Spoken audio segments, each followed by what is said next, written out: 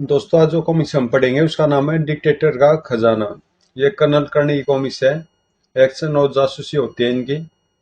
तो पढ़ते हैं इसको, देखते हैं कैसी है। डिक्टेटर का खजाना। सीक्रेट सर्विस के चीफ जनरल के ऑफिस में। कर्नल कर्ण, मैं तुम्हें एक खजाने की तलाश में पोर्टलैंड भेजना चाहता हूँ। खजाना। यस कर्नल, तुम्हें याद होगा कि कुछ कुछ वर्ष पहले पोर्टलैंड की जनता ने वहां के डिक्टेटर जनरल मैखाइल के विरुद्ध बगावत करके उसका तख्ता पलट दिया था, क्योंकि मैखाइल भ्रष्ट आदमी था।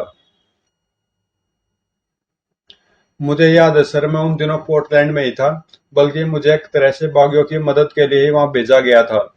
फिर तो तुम्हें यह भी याद होगा कि जनरल मैखाइल ने पराजय के बाद पोर्टलैंड छोड़कर भागने की कोशिश की थी। वह अपने साथ खरबों रुपए का सोना और हीरे लेकर भाग रहा था, लेकिन बागियों ने उसका पीछा किया और कसूर की पहाड़ियों में उसे घेरकर मार डाला। मुझे याद है सर, मुझे यह भी याद है कि मैखाइल ने मरने से पहले वह खजाना वहीं कहीं छुपा दिया था। हाँ कर्नल, और हाँ, अब हमें उस खजाने का पता चल गया है, बल्कि यूं कहना चाहिए कि उन कागजातों का पता चल गया है जिनमें खजाने का राज छुपा हुआ है।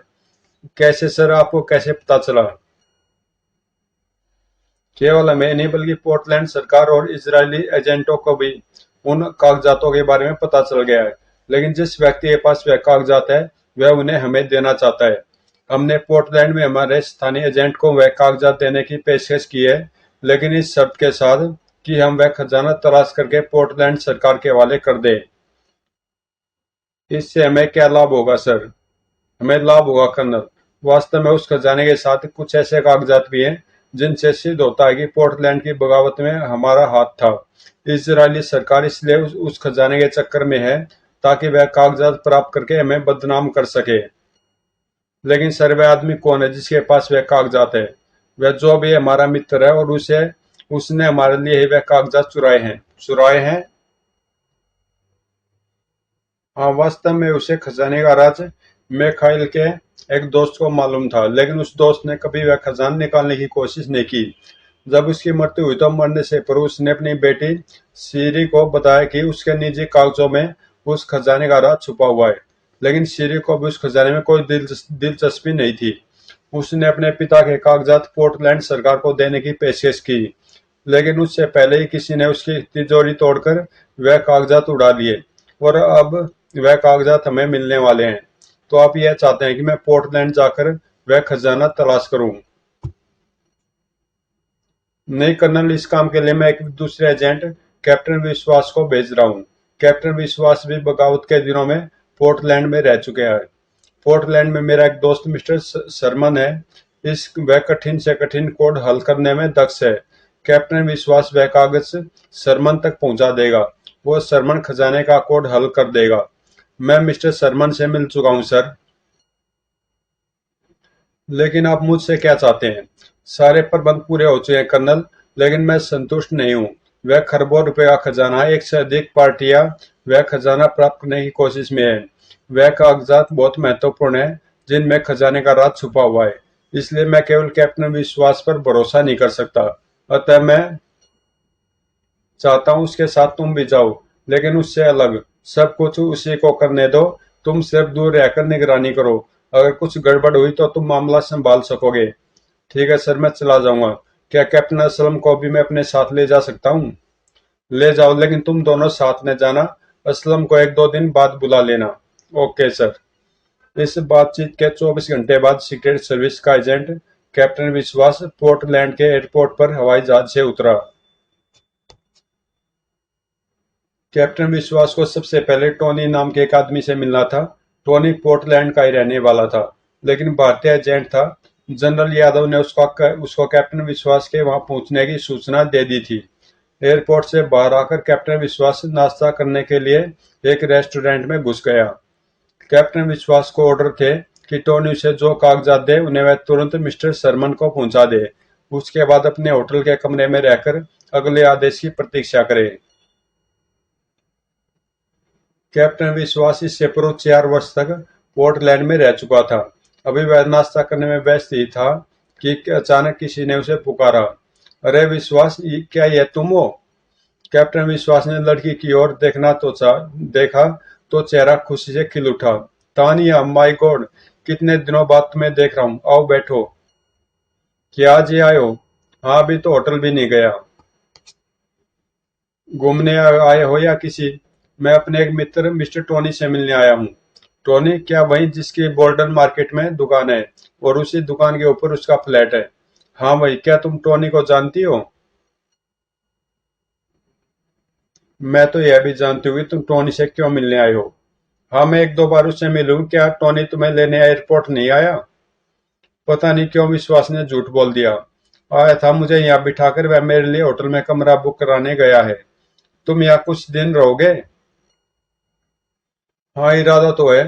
तो मुझसे मिलने मेरे घर जरूर आना। ओके। तानिया के जाने के बाद विश्वास एक होटल में कमरा लेने पहुंच गया। एक सिंगल रूम चाहिए। मिल जाएगा सर। आधे घंटे बाद नहा धोकर कैप्टन विश्वास होटल से निकला और टोनी से मिलने पैदल ही बोल्टन मार्केट की तरफ चल दिया। टोनी मेरी प्रतीक्षा कर रहा होगा। कैप्टन विश्वास एक पतली सी गली में घुसा। यह बोल्टन मार्केट के लिए शॉर्टकट था। गली में घुसते उसके सामने चलते हुए पटाखों की एक लड़ी आकर गिरी। फटक फट फट पटाख। अरे! वह एक क्षण के लिए घबरा गया। उसकी नजरें पटाखों पर जमी हुई थी। अचानक उसे अपनी छाती में आग का तीर सा घुसता महसूस हुआ। आह! पिट! अगले पल वह जमीन पर गिरा। नीचे गिरा विश्वास सोचने लगा, मुझे किसी ने गोली मारी है। फिर वह बेहोश हो गया। वहां से गुजरे लोगों ने उसे घेर लिया था। उन्हीं में तानिया भी थी। विश्वास, क्या हुआ तुम्हें? शायद किसी ने गोली मार दी है। तो इन्हें उठाकर मेरे घर ले चलो। वहां से हम अस्पताल फोन करके एम्बुलेंस मंगा लेंगे। दाढ़ी वाले का घर निकट ही था। तानिया उसकी मदद में से विश्वास को उठाकर भीतर ले आई। अब तुम मुझे एक भीगा हुआ तौलिया ला दो ताकि मैं इनका घाव देख सकूं, और साथ ही एम्बुलेंस को फोन कर दो। अच्छा। दाढ़ी वाला तौलिया लेने चला गया तो तानिया ने बेहोश कैप्टन विश्वास की तलाशी लेनी शुरू कर दी। वह कागजात इसकी जेब में होने चाहिए। वह तलाशी ले ही रही थी कि दाढ़ी वाला तौलिया लेकर वापस आ गया। ये तुम इसकी तलाशी क्यों ले रही हो? मैं इन्हें जानती हूँ, लेकिन मुझे इनको इनका पता नहीं मालूम, अतः मैं इनका पता खोजने की कोशिश कर रही थी। दाढ़ी वाला तानिया को संदिग्ध दृष्टि से देखता हुआ बाहर चला गया। जरूर कोई चक्कर है। तानिया फिर तलाशी लेने लगी। इस बार तानिया ने विश्वास की जेब और सारा सामान निकालकर टेबल पर रख दिया था। तभी, कौन घायल हो गया? मैं डॉक्टर हूँ। मेरा नाम मार्टन है। डॉक्टर कैप्टन विश्वास का निरीक्षण करने लगा। फिर तानिया से बोला, अगर इसे जल्दी अस्पताल न पहुंचा गया तो यह मर जाएगा। अभी अभी मुझे रॉबर्ट ने बताया था कि तुम इसकी तलाशी ले रही थी। शायद तुम इससे कोई खास चीज छीनना चाहती हो, इसलिए तुमने इसे गोली मारी है। तुम पागल हो? मैं भला इन्हें गोली क्यों मारूंगी? तभी अचानक ही डॉक्टर की नजर कैप्टन विश्वास की जेब से निकले सामान पर पड़ी। उसने लपक कर सामान में से चाबी उठा ली। अरे, यह तो किसी होटल के कमरे की चाबी लगती है। यह व्यक्ति किसी होटल से ठहरा हुआ है। मैं अभी पता करता हूँ। जैसे ही डॉक्टर दरवाजे की ओर बढ़ा, ठहरो, मुझे नहीं लगता कि तुम असली डॉक्टर हो। लाओ वह चाबी मुझे दे दो। नहीं दूंगा। मैं गोली मार दूंगा मिस्टर, तुरंत मुझे चाबी दे दो। अच्छा, ये लो। डॉक्टर ने घूमकर चाबी देने के लिए हाथ बढ़ाया। तानिया ने भी अपना हाथ बढ़ाया। उसी समय डॉक्टर ने चाबी नीचे गिरा दी। अरे! जैसे ही तानिया की नजरें चाबी की ओर झुकी, डॉक्टर ने उसके पिस्तौल वाले हाथ पर हाथ मारा। आह! वह तुरंत पिस्तौल उठाने के लिए झपटी। इतनी देर में डॉक्टर ने फर्श पर से चाबी उठाई और बाहर को भाग लिया। जब तक तानिया पिस्तौल उठाकर पलटी, डॉक्टर भाग चुका था।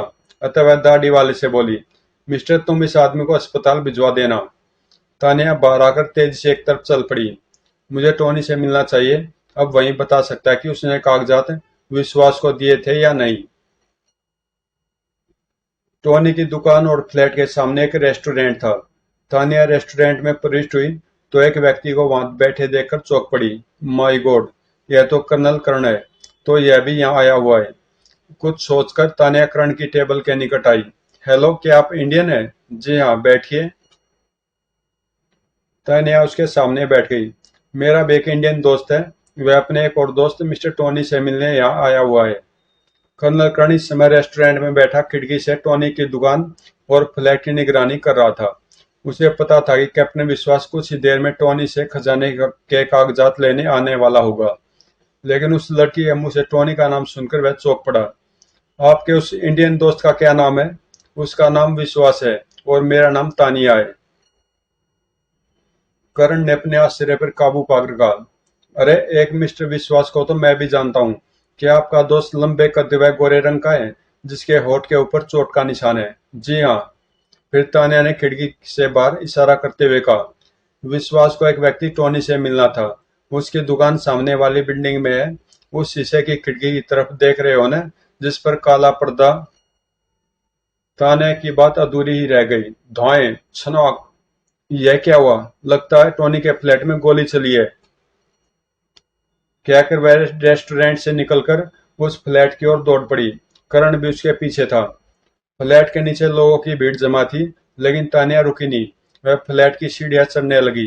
करण उसके पीछे चढ़ते हुए सोच रहा था, यह क्या चक्कर है? यह औरत कौन है और विश्वास तथा टोनी को कैसे जानती है? तानिया फ्लैट के दरवाजे पर पहुंची और उसे धकेलकर खोलने की कोशिश की। द्वार शायद भीतर से बंद था, तभी करण उसके निकट पहुंचा। यह अंदर से लॉक्ड है।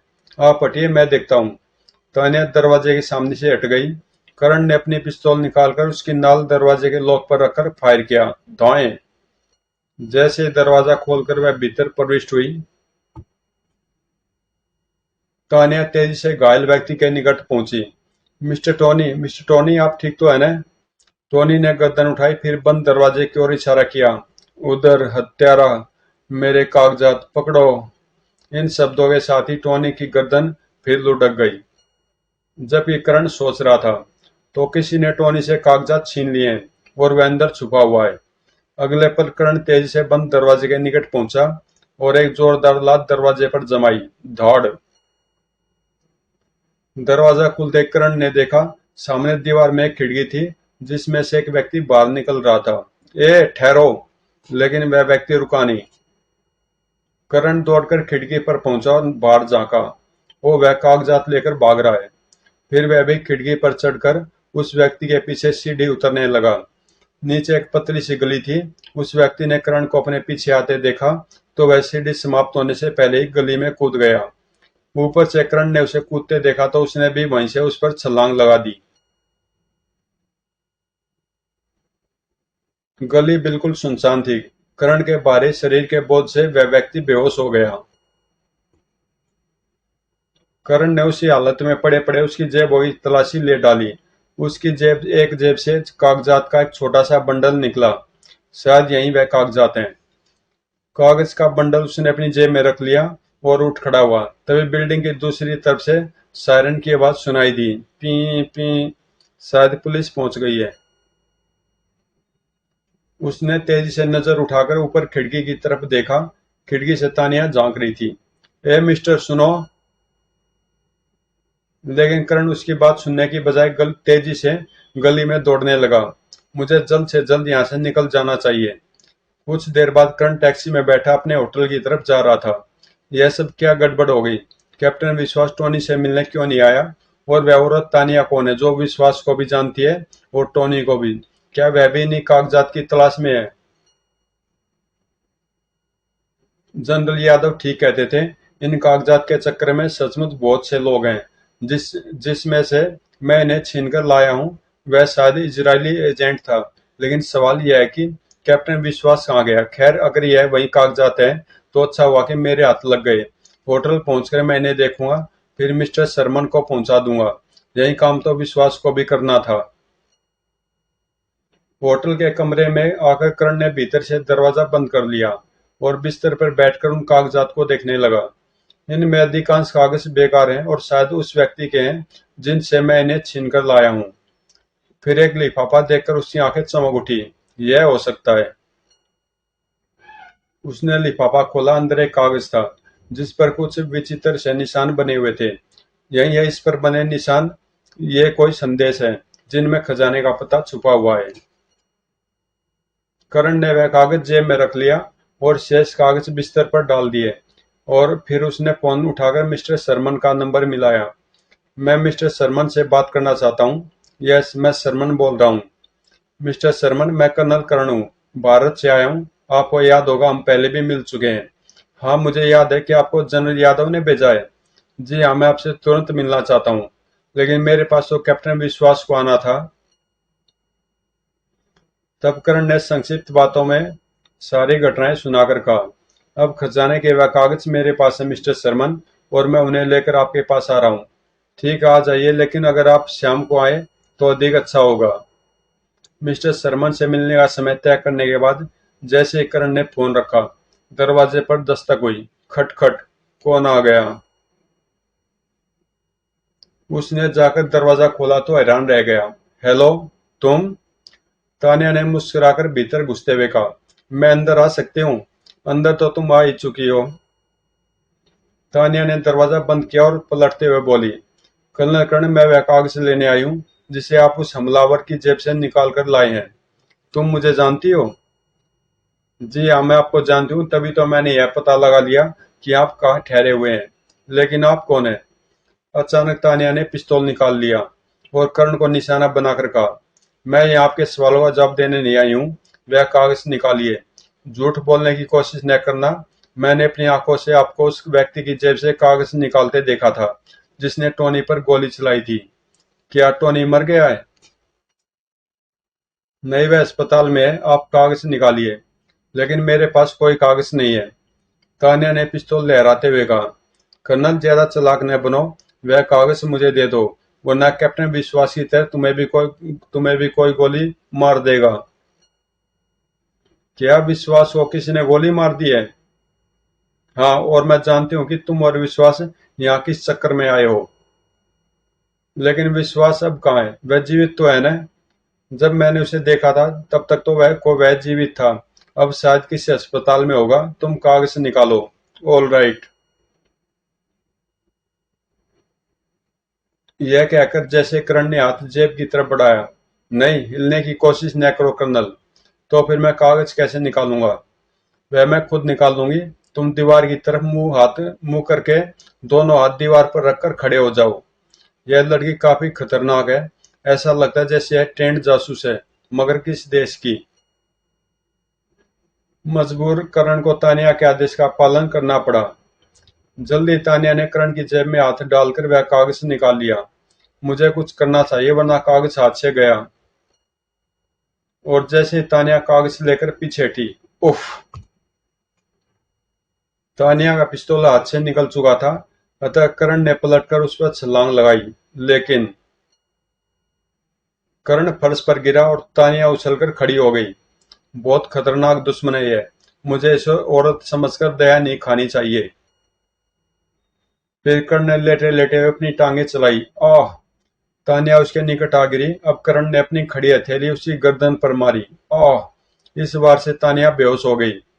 अब मुझे यह जगह छोड़ देनी चाहिए। अगले पल, कुछ देर बाद वह एक दूसरे होटल के कमरे में बैठा था। जल्दी से शाम हो जाए तो मैं मिस्टर शर्मन से जाकर मिलूं। और शाम होते ही करण मिस्टर शर्मन से मिलने उनके फ्लैट पर जा पहुंचा। हेलो कर्नल, आपसे दोबारा मिलकर बहुत खुशी हुई। मुझे भी। सबसे पहले तो मुझे यह बताइए कि कैप्टन विश्वास का कुछ पता चला? जी हाँ, उसको किसी ने गोली मार दी है और वह शायद किसी अस्पताल में है। आपको किसने बताया? एक औरत, तानिया ने। वह भी खजाने के कागज के चक्कर में है। बहुत खतरनाक औरत है वह। शर्मन मुस्कुराते हुए बोला, उसे होना ही चाहिए, क्योंकि वह पोर्टलैंड इंटेलिजेंस की मेंबर है। माय गॉड, तभी वह ट्रेंड जासूसों की तरह काम कर रही थी। हाँ, वह बहुत प्रतिभाशाली एजेंट है और शायद आपको शत्रु समझ रही है। लेकिन आप तो जानते हैं कि मैं दुश्मन नहीं हूँ। हम खजाना नहीं, बल्कि उसके साथ रखे हुए उस अपने कागजात चाहते हैं। मैं जानता हूँ, तभी तो आपकी मदद कर रहा हूँ। लाइए, वह कागज मुझे दीजिए। कागज तो मैं आपको दूंगा, लेकिन आप पहले मेरा एक काम कीजिए। किसी तरह यह पता कर दीजिए कि कैप्टन विश्वास कहाँ है और सुरक्षित भी है या नहीं। शर्मन उठकर दूसरे कमरे में फोन करने चला गया। 10 मिनट बाद उसने वापस आकर कहा, कर्नल, आपका दोस्त सिटी अस्पताल में है और वह खतरे से बाहर है। मुझे यह सूचना पुलिस हेडक्वार्टर से मिली है। थैंक गॉड, मुझे उसकी बहुत चिंता थी। उसके बाद कर्ण ने वह लिफाफे वाला कागज शर्मन को दे दिया। मुझे इस कोड को डिकोड करने में आधा घंटा लगेगा। कोई बात नहीं, मैं इंतजार कर दूंगा। मिस्टर शर्मन कागज पेंसिल लेकर कोड हल करने बैठ गए। करण एक मैगजीन उठाकर देखने लगा। आधे घंटे बाद, कर्नल, इस कोड संदेश का तो कुछ अर्थ ही नहीं निकल रहा है। क्या मतलब? मतलब यही कोड हल करके जो वाक्य बना है वह यह है, मरना कठिन काम नहीं है बल्कि जीना कठिन काम है। यह क्या बात हुई? बात यह हुई कि यह कोड संदेश जाली है। इसमें खजाने के बारे में कोई इशारा नहीं है। आपको पूरा विश्वास है? कर्नल, अपने मुख से अपनी प्रशंसा करना बुरी बात है, लेकिन फिर भी मैं कहता हूँ कि इस समय पूरे विश्व में मुझसे अनुभवी कोड हल करने वाला कोई दूसरा नहीं है। इसलिए आपके जनरल यादव ने मुझसे मदद मांगी है और मैं कहता हूँ कि यह कोड संदेश बेकार है। मुझे आप पर विश्वास है सर। इसका मतलब है टोनी को किसी ने जाली कोड दिया था। हो सकता है, और यह भी हो सकता है कि टोनी ने ही गलत आदमियों को धोखा देने के लिए यह नकली कोड बनाकर अपनी जेब में रख लिया हो। तो फिर मुझे टोनी से सिटी अस्पताल में जाकर मिलना चाहिए। अच्छा, मैं चलता हूँ। ठीक है, तुम अभी जाकर टोनी से मिल लो। पुलिस से मिली सूचना के अनुसार उसे आज रात डिस्चार्ज कर दिया जाएगा। जब करण अस्पताल पहुंचा, टोनी को डिस्चार्ज किया जा चुका था और वह अस्पताल के गेट से बाहर आ रहा था। Mister Tony. ओह कर्नल साहब, आप। मैं आपको अपने फ्लैट पर देखकर भी हैरान रह हुआ था। क्या आप कैप्टन विश्वास की जगह आए हैं? यही समझ लो। क्या आप तुम बिल्कुल ठीक हो?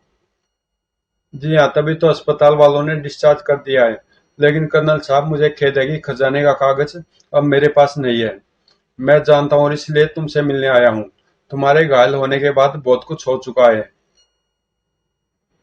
फिर करण ने टोनी को सारे हालात बता दिए। सुनकर टोनी हैरत से बोला, क्या कहा? वह कोड संदेश जाली है? बिल्कुल जाली। उसमें खजाने के बारे में कोई संकेत नहीं है। बात कुछ समझ में नहीं आई कर्नल साहब। मेरी समझ में भी नहीं आई। आप यह बताइए कि आपको यह संदेश कब और कैसे मिला था? वह संदेश मुझे आज सुबह ही मिला था। एक ग्राहक मेरी दुकान में अपना कोट छोड़ गया था। मैंने यह सोचकर कोट संभाल कर रख लिया था कि शायद कोई वापस लेने आए, मगर 10 बजे एक फोन आया और मुझसे कहा गया कि उस कोट की जेब में वह संदेश है जिसका आपको इंतजार है। क्या उस कोट की जेब में केवल वही एक लिफाफा था? जी नहीं, कुछ और कागजात भी थे, लेकिन वह सब बेकार थे। अब वह कोट और दूसरे कागजात कहाँ हैं? मेरी दुकान में। तो दुकान से चलकर मुझे वही कोट और कागज दिखाइए। हो सकता है असली संदेश किसी और कागज पर हो जिसे आप देख न सके हो। चलिए, हम टैक्सी ले लेते हैं। तभी एक कार उनके निकट आकर रुकी। उसकी खिड़की में से एक व्यक्ति ने सिर निकालकर कहा, अरे मिस्टर टोनी, आप पैदल जा रहे हैं? मैंने कहा था आपको आराम की जरूरत है। आइए, मैं आपको छोड़ देता हूँ। यह कौन है? यह डॉक्टर है। अस्पताल में इन्होंने मेरा इलाज किया था। चलिए, इन्हीं से लिफ्ट ले लेते हैं। ठीक है। और वह दोनों डॉक्टर की कार में बैठ गए। कुछ दूर आने के बाद डॉक्टर ने गर्दन घुमाकर पूछा, कहाँ जाना है आपको? Bolton market. क्या आप उधर ही जा रहे हैं? डॉक्टर ने कोई उत्तर न दिया। कुछ देर बाद जब वह एक सुनसान सड़क से गुजर रहे थे तो अचानक ही डॉक्टर ने गाड़ी रोक दी। जब वह पिछली सीट की तरफ घूमा तो उसके हाथ में पिस्तौल थी। यह क्या है डॉक्टर? पिस्तौल? करण और टोनी दोनों हैरान रह गए। डॉक्टर ने पिस्तौल से निशाना बनाए हुए कह रहा था, मिस्टर टोनी, मैं आपके दोस्त कर्नल कर्ण को अच्छी तरह जानता हूँ। वह कोड संदेश जो मेरे आदमी ने आपकी जेब से निकाला था अब कर्नल साहब के पास है। मुझे वह कागज चाहिए। मेरे पास कुछ नहीं है। पता नहीं तुम किस कोड संदेश की बात कर रहे हो। कर्नल, मैं जानता हूँ कि तुम बहुत बड़े जासूस हो, लेकिन मेरे पिस्तौल की एक गोली तुम्हारी जासूसी हमेशा के लिए समाप्त कर देगी। मुझे वह कागज दे दो, वरना। अचानक कर्ण खिड़की से के बाहर देखकर चिल्लाया, पुलिस! जैसे ही डॉक्टर ने घबराकर सिर घुमाया, कर्ण ने उसका पिस्तौल वाला हाथ पकड़ लिया। अगले पल, आह! डॉक्टर के हाथ से पिस्तौल छूटकर नीचे जा गिरी। पिस्तौल हाथ से जाते डॉक्टर को अपनी जान बचाने की चिंता हुई, अतः वह गाड़ी का दरवाजा खोलकर बाहर कूद गया। उधर टोनी ने डॉक्टर का पिस्तौल उठा लिया था। फिर उसने जैसे डॉक्टर को निशाना बनाना चाहा, नहीं टोनी, गोली न चलाना। लेकिन वह भाग रहा है। जाने दो उसे। उसे तो बाद में भी निपटा जा सकता है। मैं पहले तुम्हारी दुकान पर चलना चाहता हूँ। ठीक है, हम इसी गाड़ी में चलते हैं। संदेश।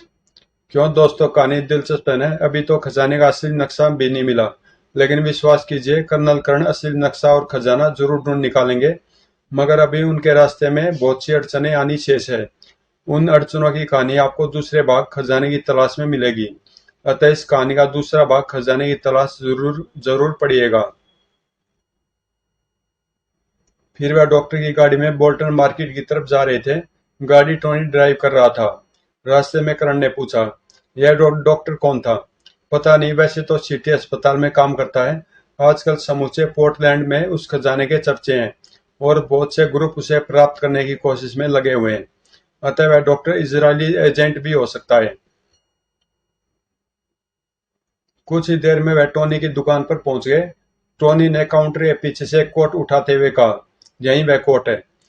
करण ने कोट उठाकर उसकी जेब से सारे कागजात निकाल लिए।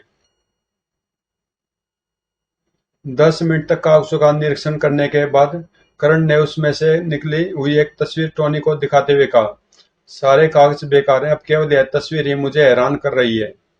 यह तो किसी लड़की की तस्वीर है। हाँ, मैं सोच रहा हूँ शायद इसी तस्वीर में खजाने का राज छुपा हो। तस्वीर में खजाने का राज? हाँ, हो सकता है यह लड़की मर चुकी हो और इसकी कब्र में वह खजाना छुपा हुआ हो, या लड़की का नाम उस जगह के नाम पर हो जहाँ वह खजाना हो। मैं यह तस्वीर मिस्टर शर्मन को दिखाना चाहता हूँ।